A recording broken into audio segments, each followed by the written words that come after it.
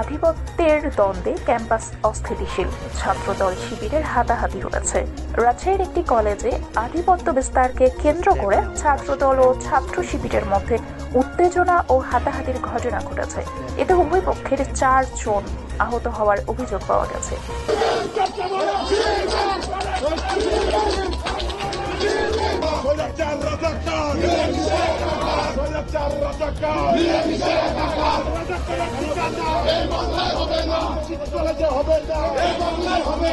মঙ্গলবার বেলা 11:30টার দিকে রাজশাহী সরকারি সিটি কলেজে 2 ছাত্র সংগঠনের মধ্যে বাকবিতণ্ডা শুরু হয়।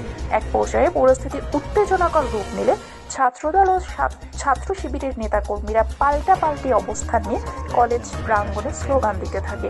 সিটি কলেজে ছাত্র শিবিরের সন্ত্রাসীরা ওই আমার সিটি কলেজে বহিরাগতদেরকে নিয়ে এসে আমার সেকেন্ড ইয়ারের স্টুডেন্ট রিপাবকে কিভাবে আহত করেছে দেখেন। এই যে দেখেন, তাকে মেরেছে, তাদেরকে নির্যাতন করেছে। এটা আমরা কোনোভাবে চাই না। সিটি কলেজে তারা অরাজকতা করতে যাচ্ছে। আমাদের কাছে স্ক্রিনশট আছে, শিবিরের কর্মী বলেছে আমার নাকি এখানে কবর করবে, আমরা আপনাদেরকে সরবরাহ করব। আমার যদি কবর করতে হয় জাতীয়তাবাদী আদর্শকে এই বাংলাদেশে কবর দিতে হবে, তাহলে লিমনকে কবর দিতে পারবে। ছাত্রলীগ কেন বাংলাদেশের লিমনের কবর দেওয়ার ক্ষমতা কেউ রাখে?